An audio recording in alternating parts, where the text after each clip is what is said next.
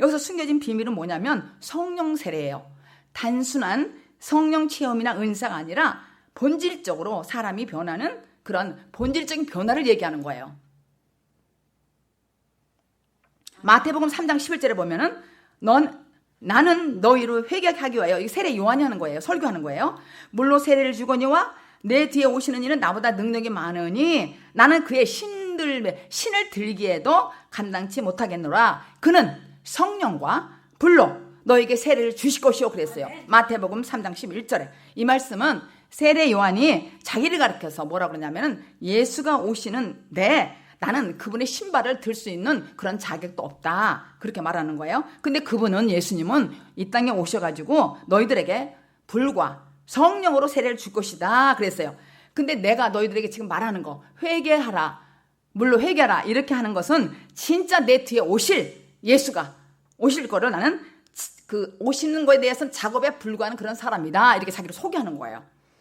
그래서 성령과 불세례라는 거 여러분들 많이 들어보셨잖아요. 이건 도대체 어디서 나온 말씀인가? 이거는 구약의 두 말씀으로 인용된 거예요. 구약에서 하나는 성령 세례는 요엘서 2장에 기록되어 있어요. 내 신으로 내 남종과 여종에게 부어주리라 그랬어요. 그렇게 인용한 거예요. 근데 또 불세례는 어디에서 구약에서 인용한 말씀이냐면은 말라기서 3장에 그에 임하는 날을 누가 쓰리요? 누가 감히 서리요?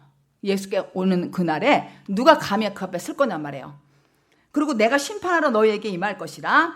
이 불은 뭐예요? 우리를 태우는 거예요. 우리를 어떻게 태워요? 우리 더럽고 추한 것들을 완전히 불로 태워버린다는 거예요. 정직한 영으로 우리를 만든다는 거예요. 깨끗하게. 우리 인격 속에 성령의 불이 임하면은 어떤 힘이 나를 사로잡고 있어요. 그걸 느낄 것입니다. 물세례와 성령세례를 내가 받으면은 신이 임하고 그리스도 영이 임하고, 또 불세례는 뭐냐면 나를 태우는 거예요. 내 더럽고 추악하고 이걸 완전히 불로 태운다는 얘기예요. 완전히 불로 태워서 나를 힘을 못 쓰게 확 사로잡고 있는 거예요.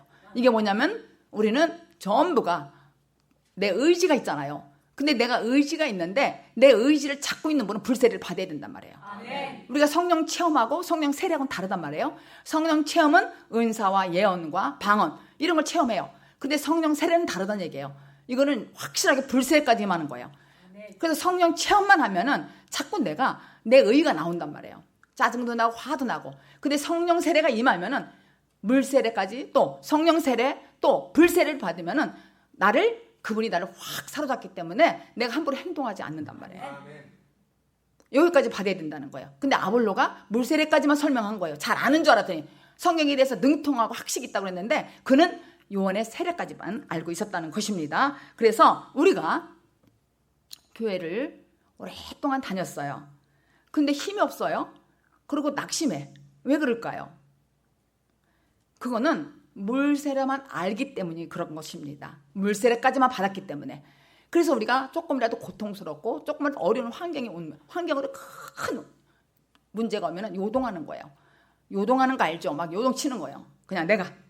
그래서 이거는 확실하게 예수님의 세례라는 것은 성령과 불로 주시는 구원의 세례예요. 구원의 세례. 성경은 여러 곳에서 이런 표현은 좀 다를지라도 정말 이렇게 성령의 세례에 관해서 말하고 있는 거예요. 근데 성령 세례는 그 증거는 구체적으로 도대체 무엇인가? 성령 세례 받은 그 증거는 우리가 지식적으로 이해하는 것은 너무나 다른 거예요. 예수가 그리스도 영으로 우리에게 오는데 숨결처럼 우리에게 임한단 말이에요. 숨결처럼, 그런 영으로 숨결처럼 나에게 임하는 거예요. 그리스도의 영은. 그리고 이것은 체험이 아니고 성령 세례예요. 그러니까 체험과 성령 세례를 알아야만 여러분들이 구별할 수가 있어요. 요한의 세례까지는 성령 체험이라고 볼 수 있어요. 그러니까 우리가 방언도 하고 예언도 하고 능력도 행하죠. 근데 이 성령 세례는 불세례까지 받아야 된다는 거예요. 확실하게. 그래서 우리가 이 증상은 어떻게 나오냐? 주제 파악이 된다는 거예요. 아주 쉽게 말해서 주제 파악을 못하기 때문에 큰 소리 치는 거예요. 내가 나를 모르는 거야.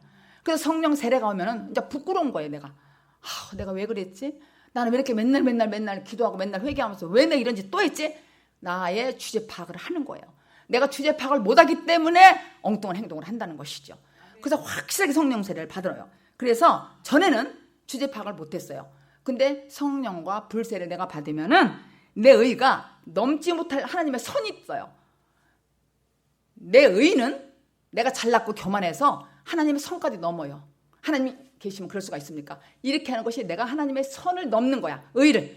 그건 주제 파악을 못한 거예요. 아직까지도. 근데 내가 주제 파악을 한다는 것은 성령의 세를 받았어요. 그러면 너무 부끄러운 거야. 내가 어떤 말도 부끄러운 거야. 그래서 말을 못하는 거예요. 내가 못나서 말을 못하는 게 아니라 너무너무 내 주제를 알았어. 감히 내가 어떻게 얘기해. 그래서 거듭나지 않으면은 바로 무엇이냐면 독을 갖고 내가 사는 거예요. 위선과 가식이에요. 거듭남과 성령 세례는 같은 말이에요. 그 독을 갖고 있는 거예요. 그래서 우리는 예수님께서 이 땅에 왜 오셨냐면은 우리를 성령으로 거듭나게 하시려고 오신 분이고 그런 분이지 잘 먹고 잘 살라고 오신 분이 아니란 말이에요. 우리가 착각을 하고 있는 거예요.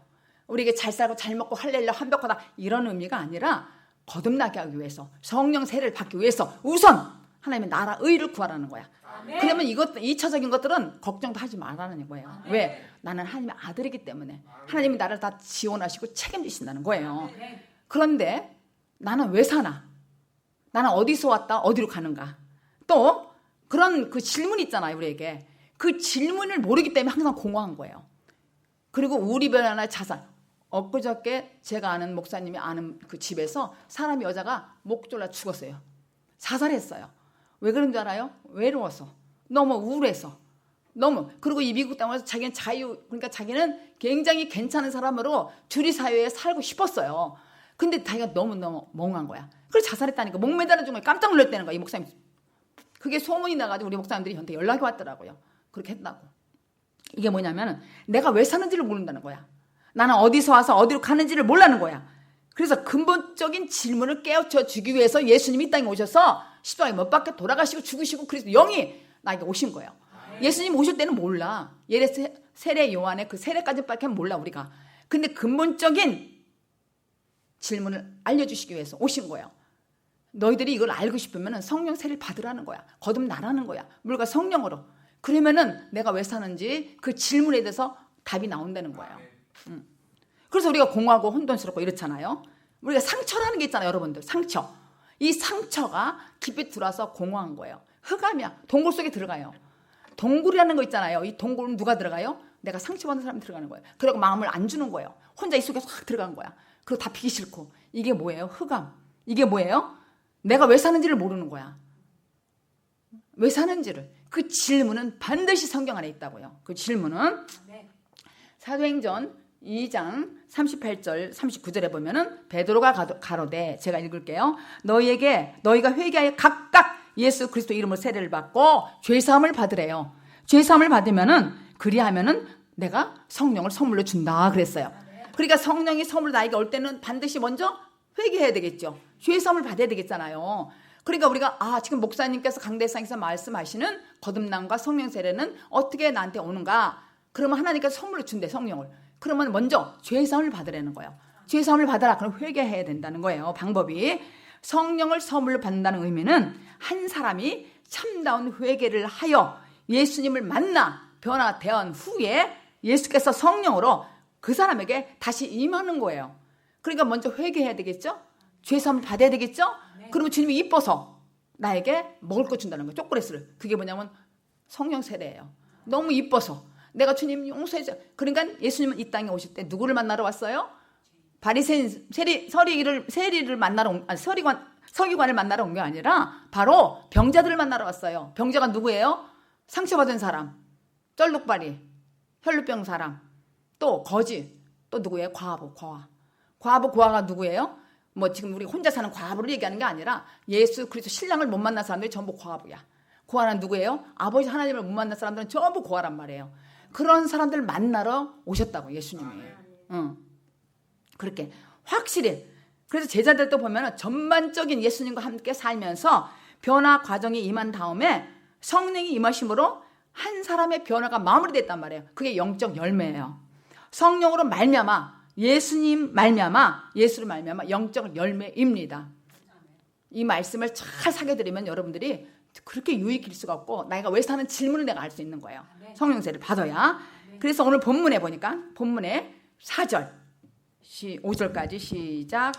바울이 가로되 요한이 회개의 세례를 베풀며 백성에게 말하되 내 뒤에 오시는 이를 믿으라 하였으니 이는 곧 예수라 하거늘 저희가 듣고 주 예수의 이름으로 세례를 받으니. 지금 바울이 자세하게 설명해 주는 거예요. 자세하게 설명해 주는데 지금 이 사람들은 지금 성령을 있는지도 듣지도 못했다는 거야. 그러니까 이 사람들에게 자세히 지금 설명해 주는 거예요. 부분적으로 알고 지식으로 담은 제한된 요한의 세례만 받은 이 사람들에게 바울은 지금까지 너희들이 잘못 알고 있었다. 너희들은 지금 물세례만 받은 거야. 그게 아니라 이 물세례는 세례 요한까지만이란다. 근데 이렇게 받아서는 안 돼. 반드시 예수, 주, 예수는 그리스도다. 그들이 듣고 주 예수 이름으로 세례를 받아야 된다. 이렇게 설명한 거예요. 세례 요한, 바울이 이렇게 설명을 쭉 한 거예요.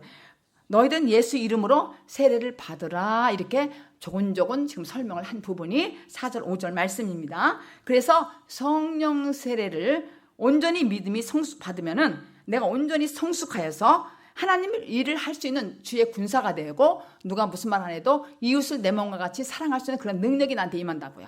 성령 세례를 받아야만. 그래서 근데 이 성령 세례라는 것은 자신이 예수님에 의해서 새롭게 변화되어서 새 사람이 되는 것입니다. 그래서 몸이 다시 우리가 아까 사도신경 외웠죠? 몸이 다시 사는 것과 내가 영원히 사는 것을 믿게 됐습니다. 이 말씀. 그게 계시록 21장 5절 한 절 우리가 크게 함께 읽어보겠습니다. 시작. 보좌에 앉으신 이가 가라사대 보라 내가 만물을 새롭게 하노라 하시고 또 가라사대 이 말은 신실하고 참되니 기록하라 하시고. 여기에 보니까 너희들은 보좌에 앉으신 이가 가라사대 그랬어요. 보라 내가 만물을 새롭게 하노라. 이건 신실하고 참된 것이기 때문에 반드시 기록하라고 그랬어요. 몸이 다시 사는 것과 영원히 사는 것에 대해서. 그런데 이 성령 세례, 성령을 받았느냐? 이 성령 세례는 거듭남과 또 부활, 생명의 부활과 이건 똑같은 그런 거예요. 기독교의 핵심입니다. 그래서 우리가 소망의 기초를 알아야 된단 말이에요. 소망의 기초. 생명 부활은 성령 세례 부활이라는 개념은 반드시 뭐가 있어야 돼요? 죽음. 내가 십자가에 못 박혀 죽어야 된다는 얘기예요. 나의 죄사함을 받아야 된다는 거예요. 그 죄사함을 받는다는 것이 십자가에 못 박는 거예요. 그래서 반드시 내가 성령 세례를 받으려면은 내가 죽음을 통과해야 된다는 거예요. 이 죽음을 통과해야 된다는 것은 내 자존심을 꺾어야 된다는 거예요. 마지막 자존심. 내 주제 파악을 하라는 얘기야. 내 주제 파악은 뭐냐면은 내가 잘났다고 그동안 했던 거, 내가 옳다고 했던 이 모든 것들을 한 번은 칵 꺾어야 된다니까. 근데 이게 죽기보다도 어려워요. 왜? 내가 너무 상처가 많아. 너무 못 꺾여서 자존심 상해서. 근데 주님께서는 그 자존심 상하는 거를 제일 내가 싫어하는 어떤 걸 꼭 찍어요. 그래갖고 나가 상처를 주게 만드는 거야. 그럼 내가 동굴에 또 숨어. 근데 이 말씀을 자꾸 듣다 보면 주님께서 여러분의 마음을 녹여주시는 거예요. 제가 하는 것이 아니라 이 말씀에 뺏기는 말씀 외에는 길이 없어요. 그래서 내가 이게 아니구나. 그래서 확 풀어지는 거예요. 제가 이거 경험해봤다고요. 말씀을 정말 말씀밖에 없는 거예요. 생명의 말씀밖에. 그래서 확실하게 성령 세례라는 이 부활이라는 개념은 반드시 내가 죄인이 죽어야 된다는 거예요. 그런 다음에 나에게 성령 세례가 오고 그게 거듭남이고 부활이 되는 거예요. 생명 부활. 여러분 생명 부활 좋아하잖아요. 부활. 내가 부활해야 되잖아. 몸이 다시 사는 것과 영원히 사는 거라 같단 말이에요. 부활이 돼야 된다는 거예요. 그런데 이 부활이라는 것은 소생과 달라요. 소생. 우리 성경에 봤죠? 죽었다 살아난 사람. 그게 누구예요? 나사로. 도르가 또 야이로의 딸. 또 유디고. 유도고. 그런 사람들은 죽었다 살아난 사람들이에요. 근데 이 사람들은 부활이 아니야. 회생이지. 소생된 거야. 이 사람들은 소생된 거. 그런 것들은 부활이라고 하지 않습니다. 그거는 그냥 회생이라고 하는 거예요. 그들은 다시 죽었기 때문에. 그건 회생이에요. 이 부활이라는 것은 즉 태초에 아담에게 있었던 불멸이에요. 죽지 않는 거. 영원히. 이게 불멸, 죽지 않음. 그러한 소유한 새 영역에서의 생명을 얘기하는 거예요. 생명을 가진 새 몸으로 내가 다시 부활되는 것입니다. 그래서 오죽하면 사도 바울이 뭐라 그랬어요? 부활을 언급하면서 부활이 없으면 이 세상에 우리처럼 불쌍한 사람이 없다고 그랬어요. 사도 바울이. 제일 불쌍한 사람이 우리라고 그랬어요. 부활이. 그래서 성령 세례, 거듭남, 부활, 안식, 하나님 나라 완성이라는 이 구속사 전체를 말하는 거예요. 그러니까 성경에서 우리가 풀지 못하는 문제가 해답이 다 있다는 얘기예요. 근데 그 문제 해답이 뭐냐면 성령 세례, 거듭남, 또 확실하게 부활, 생명 부활, 안식, 하나님 나라 완성, 이렇게 돼야만 내가 왜 사는지를 아는 거예요. 그러면 나에게 능력이 온다는 거예요. 왜? 그리스도 영이 내 안에 계신데 내 능력이 있어야지. 근데 이분이 네가 죄사함을 받아라, 그럼 내가 성령을 선물로 주리라. 그런데 내가 죄를 갖고 있는 거예요. 회개를 철저하게 하지 않는 거예요. 여러분들이 회개를 철저하게 해야 돼요. 회개 철저하지 않았기 때문에 그 행동이 또 나오는 거야. 성령 체험으로 끝나는 거야. 물세례까지만.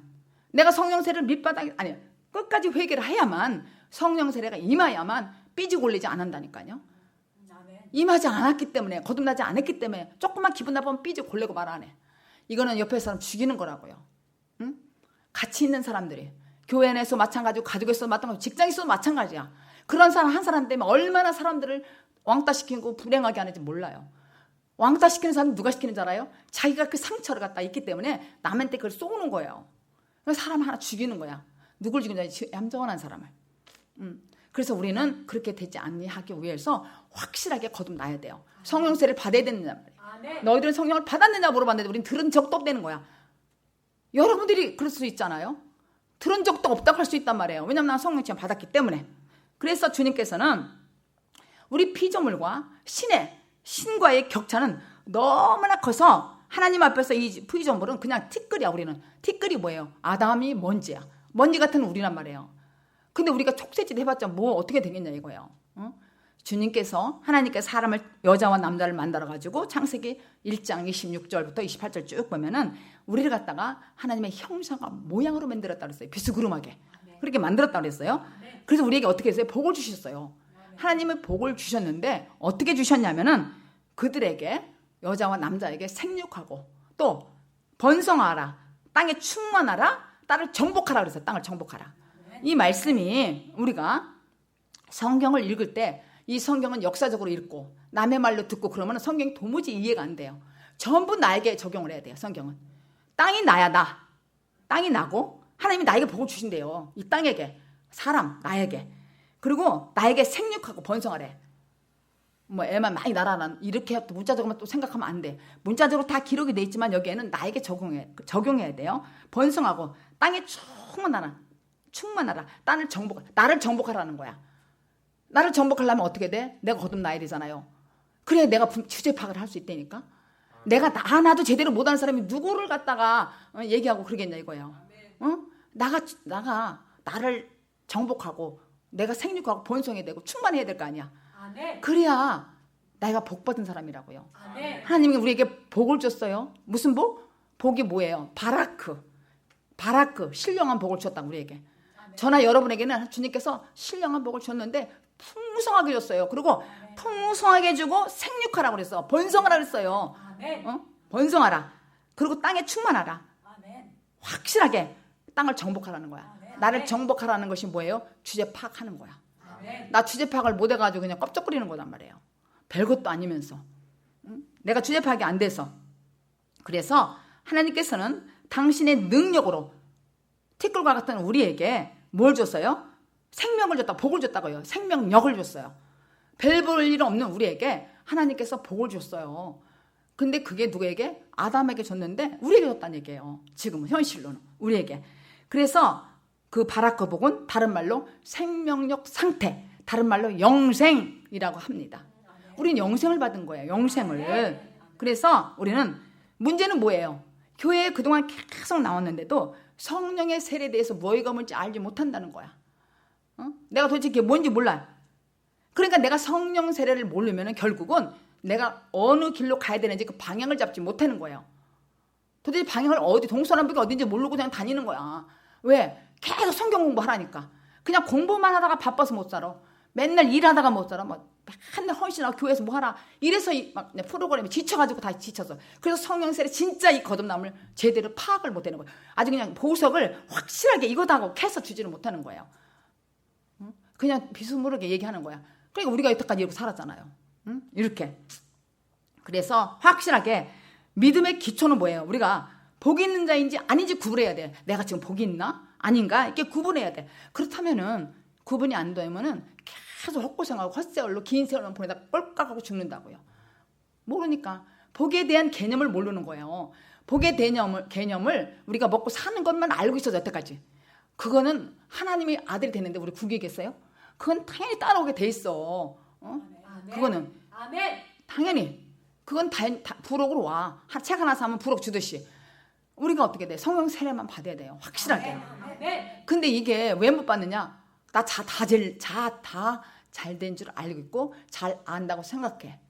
다. 근데 사실은 다 알지 못해. 주제 파악을 못하니까 엉뚱한 행동을 하죠. 그러니까 주제 파악 이렇게 쉽게 생각하세요. 주제 파악.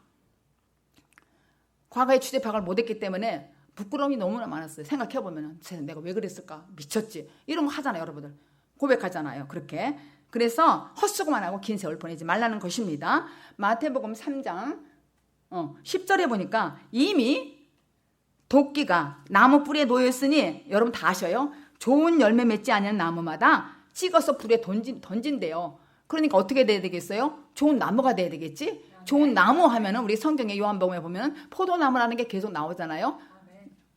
혼인잔치. 요한복음 2장에도 혼인잔치에도 포도주가 나와요. 그래서 포도라는 좋은 의미가 나오잖아요. 그러니까 내가 포도나무가 돼야 포도나무 열매를 맺겠지. 근데 가시나무는 가시만 맺어. 그죠? 어떻게 가시나무에서 포도 열매가 나겠어요? 그러니까 가시가 위선이라는 거야. 그래서 주님께서 이미 도끼가 나무 뿌리에 놓였으니 좋은 열매를 맺지 않은 사람 다 찍어버린다는 거야. 그럼 지옥 간다는 얘기죠. 찍어간다는 얘기는. 그래서 좋은 열매 맺는 나무만 산다는 거예요.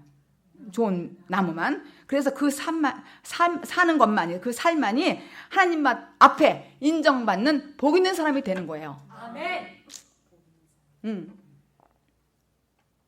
시편 1장 1절 2절까지 크게 읽습니다. 시작. 복 있는 사람은 악인의 길을 쫓지 아니하며 죄인의 길에 서지 아니하며 오만한 자의 자리에 앉지 아니하고 오직 여호와의 율법을 즐거워하여 그 율법을 주야로 묵상하는 자로다. 이 말씀은 복 있는 자로 인정받기 위해서는 무엇을 하라는 그런 말씀이 아니라 이 말씀은 뭐냐면은 복 있는 자는 어떻게 하라는 말씀이 아니란 말이에요. 그냥 어떻다는 서술이란 얘기예요. 어떻다는 서술. 예를 들자면은 포도나무는 포도 열매를 맺는다는 말과 같은 구조란 말이에요. 그래서 내가 포도나무에서는 포도 열매만 맺는 거예요. 근데 가시나무에서 포도나무를 맺는다는 건 가식이라고 있잖아요. 위선이고 그렇게는 할 수 없다는 거예요. 그러니까 내가 좋은 열매를 내가 맺고 싶어. 나는 좋은 사람이 되고 싶어. 그러면 내가 좋은 나무가 되라는 얘기야. 먼저 그거부터. 그래서 여기서 보니까 복 있는 사람은 악인의 꾀를 쫓지 아니한대요. 죄인의 길이 서지 않는데요. 오만한 자리에 앉지 않는데요. 복 있는 사람은. 근데 그럼 반대로 복이 없는 사람은 악인의 꾀를 쫓아. 그럼 그 악인이 누구야? 내 안에 있지, 옛사람. 이 악인이라는 건 내 안에 들어있는 옛사람을 얘기하는 거예요. 죄인이라는 건 뭐예요? 주님을 거부하는 거. 말씀대로 살지 않는 거. 그냥 그 사람은 이미 의인으로 변해야 돼. 그냥 죄인이야. 그냥 가만히 있어도 죄인이고 가만히 있어도 나는 악인이야. 오만한 자야. 오만한 자는 교만이에요. 오만한 자리에 앉아있는 거예요. 그러니까 어딘 저 사람이 교만한 게 아니고 저 사람이 악인이 아니고 저 사람이 죄인이 아니야. 바로 나야. 아까 땅 얘기했잖아요. 땅을 정복하라는 거야. 그러니까 내 안에 악인이 들어있고 죄가 들어가 죄인이 있고 오만한 자야. 그러니까 나를 정복해야 돼. 확실히 정복해야 된단 말이에요. 정복해야만 그리스도 영이 내 안에 오시지. 응? 그러니까 이건 굉장히 어떻게 보면 어렵지는 않아요. 사실은.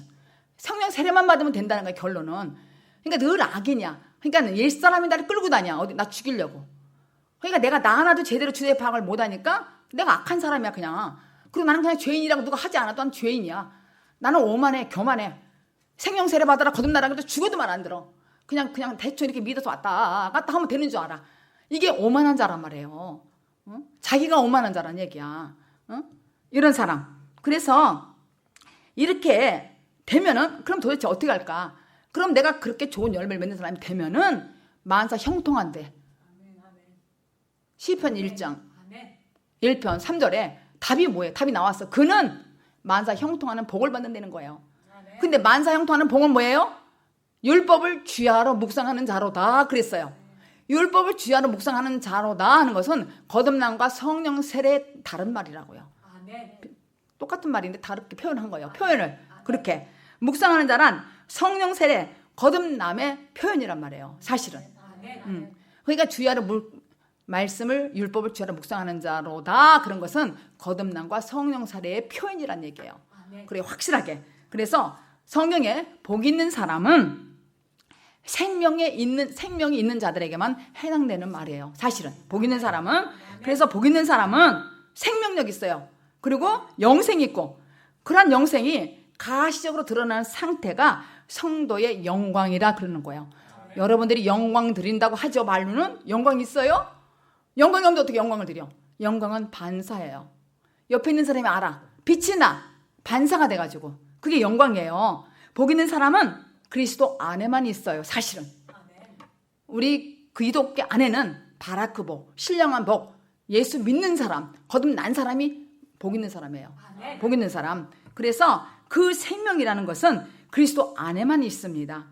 그래서 예수 그리스도 믿는 사람들만이 영생을 누릴 수가 있다는 것이죠. 믿지 않는 사람 영벌, 영원히 지옥 가는 거예요. 영원히. 그래서 산다는 것은 영광을 위해 빛을 발하며 사는 하나님과 나와의 관계가 삶이 확실하게 맺혀진 사람 그런 사람이에요. 산다는 것은 예를 들자면 나는 그리스도인이에요. 나는 그리스도 안에서 사는 사람이에요. 이렇게 한다면은 당당하게 증거할 수 있는 증인이 된단 말이에요.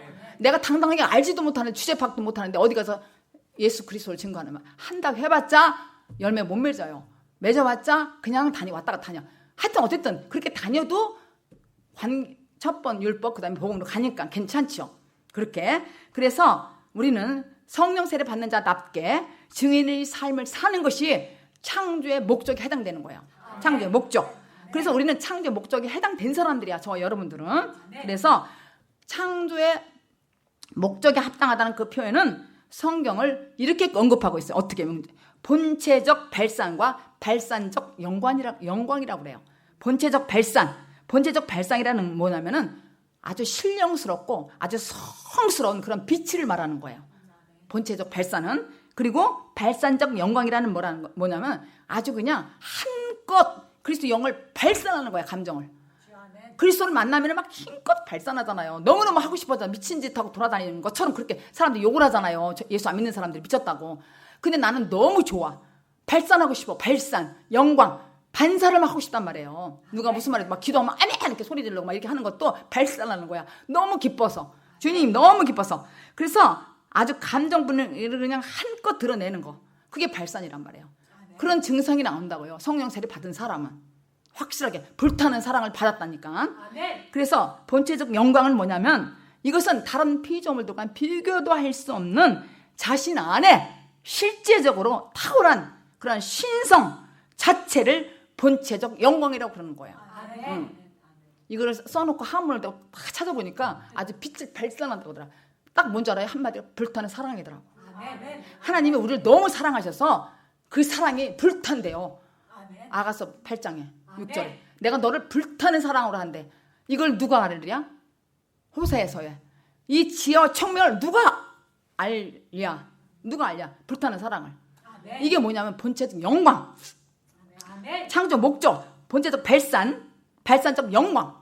이렇게 두 가지로 언급이 돼 있어요. 성경에 보면은 확실하게 비교도 할 수 없어요. 탁월한 신성 자체를 본체적 영광이라고 그러는 거예요. 확실하게. 하나님은 시작과 끝이 없습니다. 우리는 도저히 이성으로서는 이해할 수 없는 개념이에요.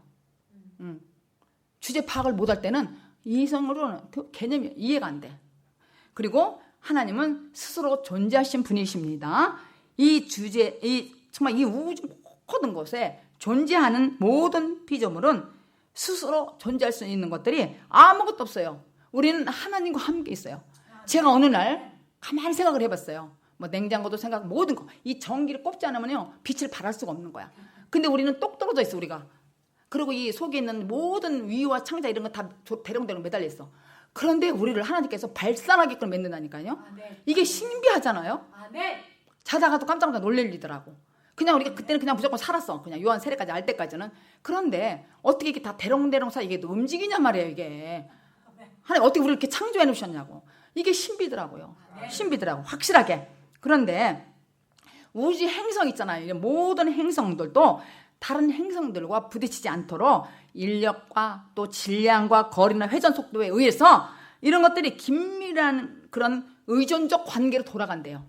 달과 별과 이 모든 것들이 긴밀하게 적당하게 거리와 이 모든 걸 맞춰서 살살살 돌아가는 거야. 이거 누가 만들어? 하나님 만들었지. 하나님 어떻게 만들었어요? 손가락으로 만들었다는 말이 있어요. 손가락으로 시편에 보면 손가락으로. 그 손가락으로 만들었다는 것이 그냥 이렇게 표현을 저자가 그렇게 쓴 것이지 하나님께서는 말 한마디로 만들었단 말이에요. 그러니까 너무너무 이거를 아주 그냥 빛깔로 이렇게 나타나기 위해서 손가락으로 이렇게 만들었다는 말씀이 나오는 것입니다. 그래서 우리는 하나님은 완전성이잖아요. 완전성. 우리 형상과 모양으로 만들었어요. 과거에는. 우리 인간에게도 하나님 성품 비스무룩하게 조금은 남아있어요. 그래서 가끔 우리에게 뭐가 나와요? 사랑이 나오잖아요. 공의가 나오고 가끔은 맨날은 안 나오고 사랑과 자비와 온유와 긍휼이 우리에게 가끔 나와요. 타락한 인간들에게도 간혹 나온단 말이에요. 그런데 하나님의 새 사람, 성령 세례 받은 사람은 조금씩 하나님의 성품을 경험하게 되는 거예요. 그분하고의 관계가 아주 조그만 것까지 이렇게 교제해본 분은 알아요. 아주 조그만 것까지 우리를 간섭하시고 경험하게 된단 말이에요. 그분을 신비라고요. 신비. 하나님의 발산하는 그 영광은 무소부재하신 그런 하나님께서 특정한 장소, 특정한 인물에게 나타나셔요. 신약에서는 누구에게 나타나요? 바울에게 개별적으로 나타났어요.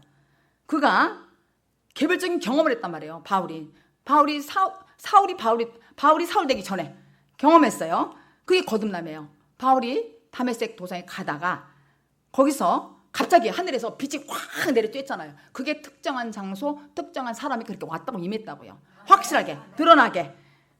그게 뭐냐면 하나님이 발산하는 영광의 빛이에요. 영광의 발산. 하나님 빛이 확 임해가지고 눈이 멀었다 그랬잖아요. 그렇게 특정한 장소, 특정한 사람에게도 임하셔요. 확실하게. 또 이사야서도 마찬가지. 이사야 선지자도 그랬어요.